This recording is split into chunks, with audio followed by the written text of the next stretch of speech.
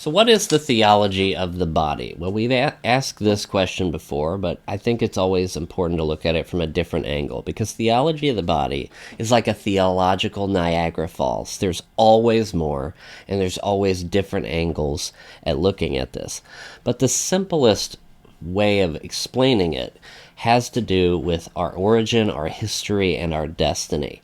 John Paul II was intentionally trying to provide modern man a synthesis of the human story, the human person. He called it an adequate anthropology, and that didn't mean, when he used the word adequate, good enough. Adequate in this case meant a full and complete picture of the human being and the sense of how God made us. And so he started not in our historical brokenness with all the chaos and confusion. He actually focused on our origin.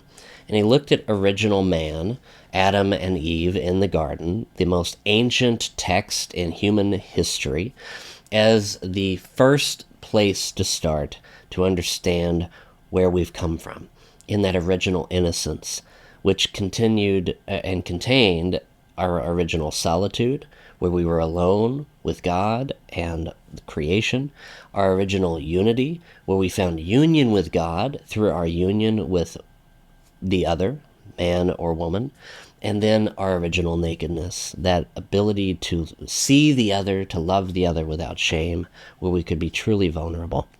That's original man. And it is a true gift to really reflect on our origin. But then we have our historical man, the brokenness that we all experience in this life, the pain, the suffering, the darkness, the tribulations. And that's a battle that we're all in. And we have to recognize that it's possible to experience redemption. God does not accuse us. Jesus calls us. He invites us to a better life.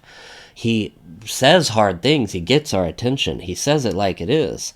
He calls us to live according to the commands, but he does so with compassion and mercy, recognizing our brokenness. And he points at a path toward redemption that is possible even in the state of our hereditary sinfulness, so that we can live in that third place in our destiny, where we are called to glory, the resurrection and redemption of our bodies. And when you apply that to your vocation, marriage, religious life, the means by which you make a gift of yourself, it can change the world forever.